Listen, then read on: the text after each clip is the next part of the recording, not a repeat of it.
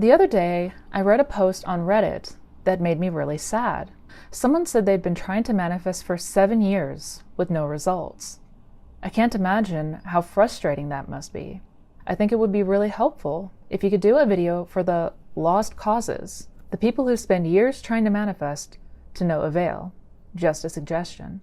I absolutely love this suggestion, and I think it's important to discuss. And as you can see, quite a few people liked that post, and there were even comments underneath agreeing that this would be a good topic to cover. And I agree. I think that this is a fantastic thing to talk about because I know it is something that we are especially fearful of when we are new to these teachings. What if it doesn't happen? What if I waste years of my life? What if I spend years being hopeful just to see nothing happen? And the overwhelming sense of disappointment that would follow that. So today I want to talk about this. I want to talk about why this occurs. I want to talk about what happens that makes it take years in cases for people to manifest. So if you are wondering why the case is that it takes a long time for some people, if you are wondering what is going on with the inconsistent results in the manifestation community, or perhaps you are someone who has been at this for some time and seen no movement, then stick around because this video is especially for you.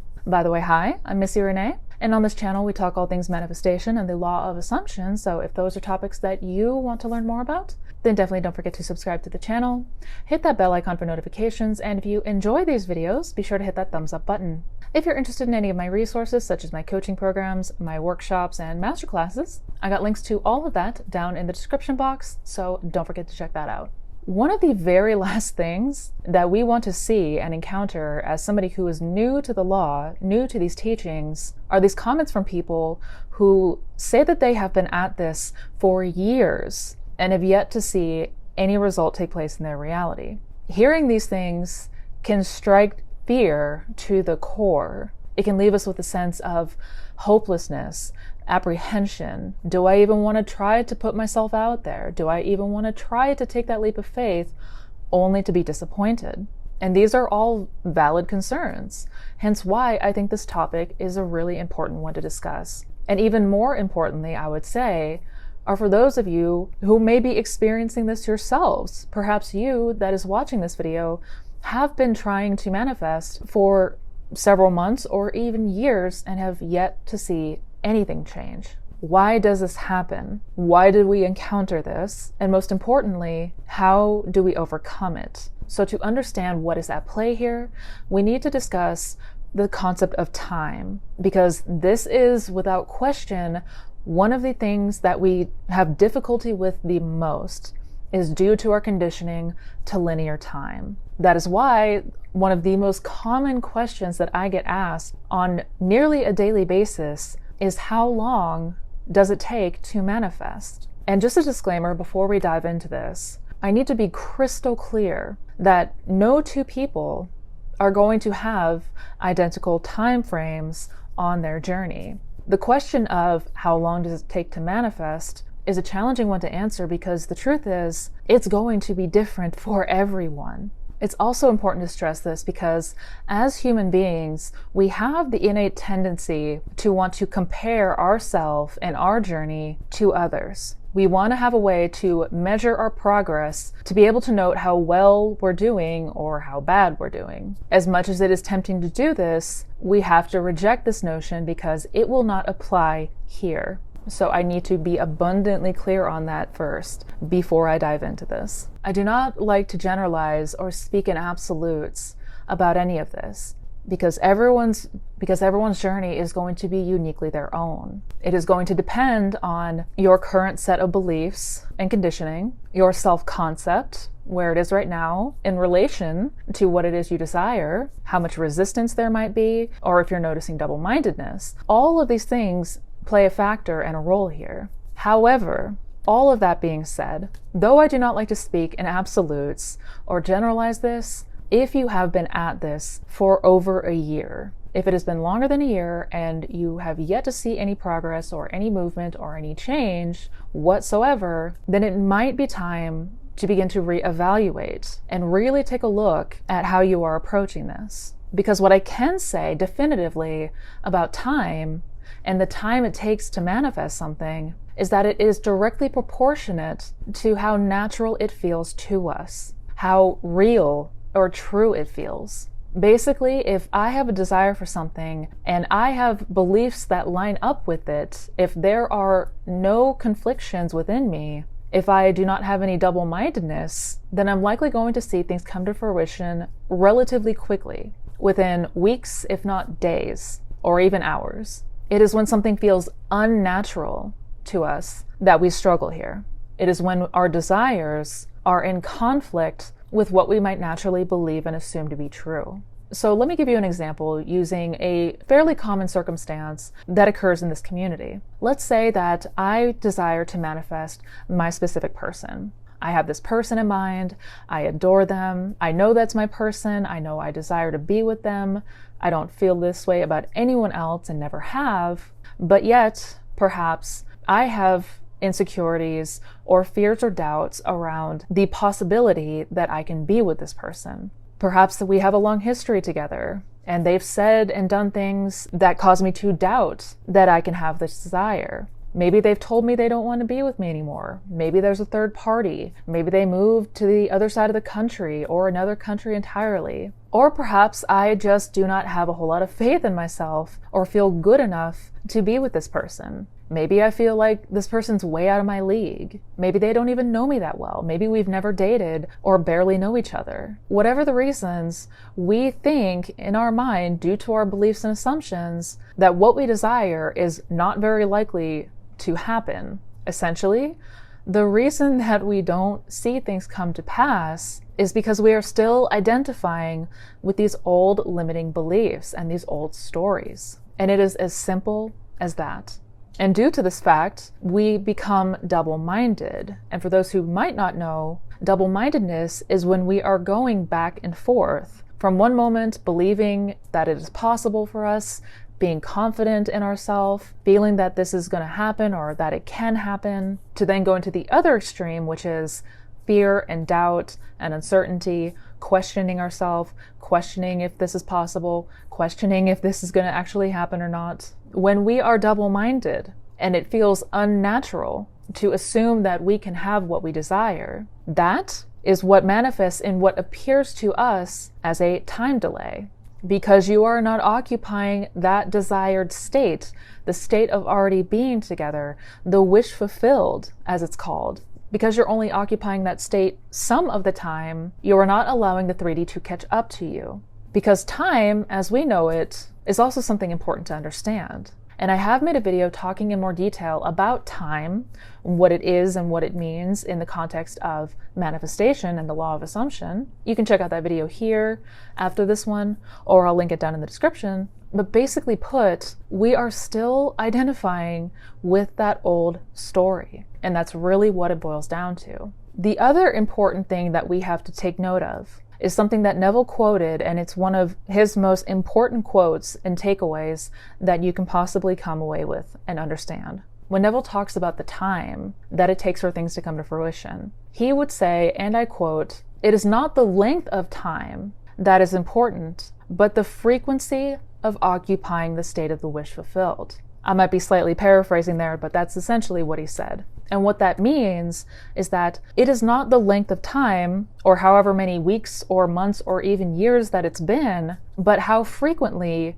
we are occupying the state of the wish fulfilled. So if you are somebody that has not seen any movement or had much success or result, I have to ask you a genuine question, where I need you to be brutally honest with yourself. How often are you living in the wish fulfilled in your day-to-day? As in, that feeling and knowing and trusting that what you desire is yours. It is assured, that you feel confident how things are going to unfold for you. Or do you spend most of your day mostly consuming manifestation content, reading blog posts, watching videos, maybe spending a few moments here and there affirming or visualizing, but the rest of the time consumed in that old story? 100 out of 100 times, those who are not seeing change are falling into that latter category. You are not frequenting that state of the wish fulfilled enough, and there's still too much identification with that old story, that old narrative,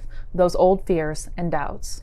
Which brings me to the first thing that we must start doing if we are noticing no movement. If it has been a considerable amount of time and you have not seen things come to pass, you must, first and foremost, start to really become keenly aware of what you are thinking and what you are feeling and doing in your day-to-day. What are the natural thoughts that are coming up for you? What are the natural reactions that you have to your 3D? What is the first thing that comes up for you when you think about your desire? What is the very first reaction that you note? Because that is going to directly point to you what beliefs you may still be identifying with, where you might still have attachments to those old stories and narratives. This is also where we must start being brutally honest with ourselves.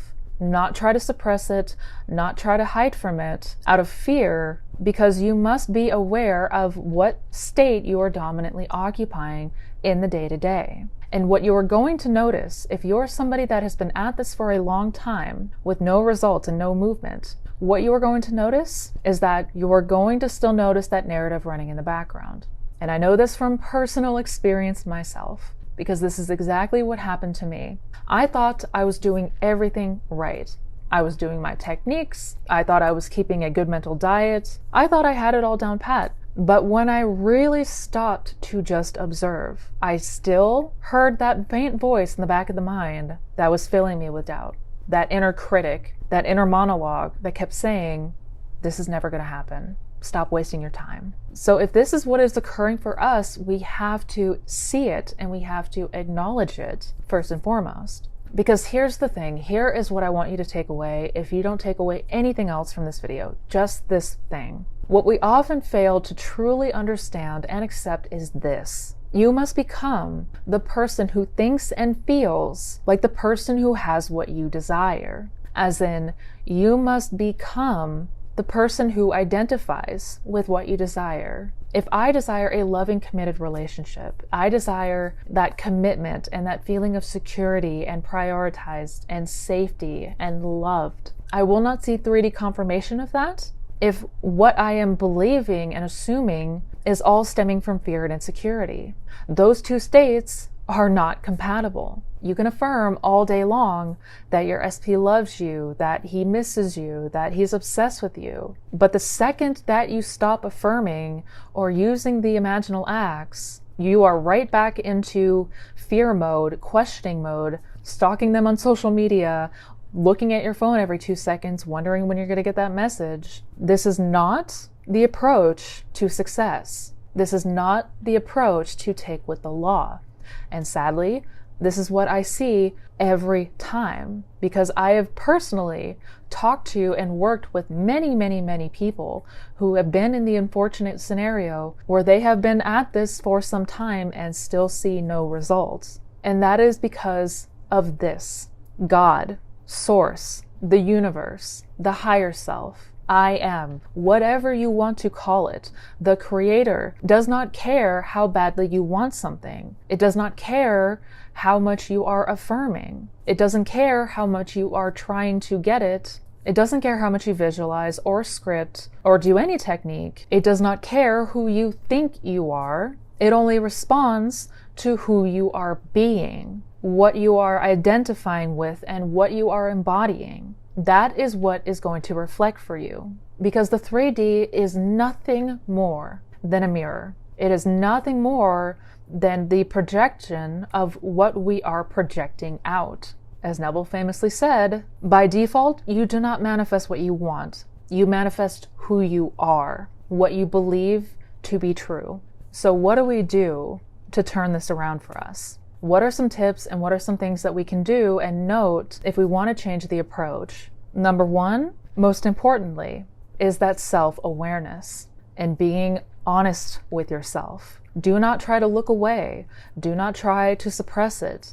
Do not try to run away from it in fear. Do not try to pretend that you are doing great or okay if you are not, because God cannot be mocked. God knows when we are being dishonest. We can feel it. If you do not believe in what you desire or that it is possible for you, it is okay to acknowledge that that is where you are right now, because ultimately it's just a state like anything else. And just like anything else, states of consciousness can change. We can move through them. We can shift and move into a new state. In fact, that's what we already are naturally doing. So one of the things that we must do and must remember is that it is so important we remember to be honest with ourselves. We remember that this is not something that we turn on and off like a switch. This is not something that we're only doing when we are affirming or visualizing. We are in every moment selecting a state of consciousness, and that state of consciousness, whether we're aware of it or not, is determined by what we are naturally thinking and feeling is true. Lastly, I don't think this video would be complete if I didn't include an excerpt from Neville's book, The Power of Awareness, where he discusses the topic of failure and why it is that we are not seeing the things that we want to come to pass despite our best efforts. This book would not be complete without some discussion of failure in the attempted use of the law of assumption.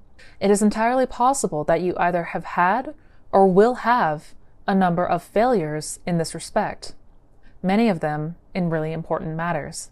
If, having read this book, having a thorough knowledge of the application and working of the law of assumption, you faithfully apply it in an effort to attain some intense desire and fail, what is the reason? If, to the question, did you persist enough, you can answer yes, and still the attainment of your desire was not realized, what is the reason for failure? The answer to this is the most important factor in the successful use of the law of assumption. The time it takes your assumption to become fact, your desire to be fulfilled, is directly proportionate to the naturalness of your feeling of already being what you want to be, of already having what you desire. The fact that it does not feel natural to you to be what you imagine yourself to be is the secret of your failure. Regardless of your desire, regardless of how faithfully and intelligently you follow the law, if you do not feel natural about what you want to be, you will not be it. If it does not feel natural to you to get a better job, you will not get a better job. The whole principle is vividly expressed by the Bible phrase, "You die in your sins." You do not transcend from your present level to the state desired. So how can this feeling of naturalness be achieved? The secret lies in one word: imagination. For example, this is a very simple illustration. Assume that you are securely chained to a large, heavy iron bench. You could not possibly run. In fact, you could not even walk. In these circumstances, it would not be natural for you to run. You could not even feel that it was natural for you to run. But you could easily imagine yourself running. In that instant, while your consciousness is filled with your imagined running, you have forgotten that you are bound. In imagination, your running was completely natural. The essential feeling of naturalness can be achieved by persistently filling your consciousness with imagination, imagining yourself being what you want to be or having what you desire. Progress can spring only from your imagination, from your desire to transcend your present level. What you truly and literally must feel is that with your imagination, all things are possible. You must realize that changes are not caused by caprice, but by a change of consciousness. You may fail to achieve or sustain the particular state of consciousness necessary to produce the effect you desire. However, once you know that consciousness is the only reality and is the sole creator of your particular world, and have burnt this truth into your whole being, then you know that success or failure is entirely in your own hands. Whether or not you are disciplined enough to sustain the required state of consciousness in specific instances has no bearing on the truth of the law itself, that an assumption, if persisted in, must harden into fact. What you truly and literally must feel is that with imagination, all things are possible to you. despite the 3D circumstance, you can, in this very moment, close your eyes and imagine somewhere else entirely. You can be somewhere else. You can be with someone else. You can have anything you want. As Neville mentioned, this all comes down to what we are imagining, whether we know it or are completely oblivious to it. And we are always imagining 24/7. But we want to be mindful of what that is, what it looks like, because the more that you turn within, the more that you become aware of what you are doing in consciousness, what you are believing and what you are assuming as your truth, you will inevitably come to find that you hold within you everything that you need to experience the most incredible life possible. So I hope you guys enjoyed today's video. I hope this helped to clarify a few things.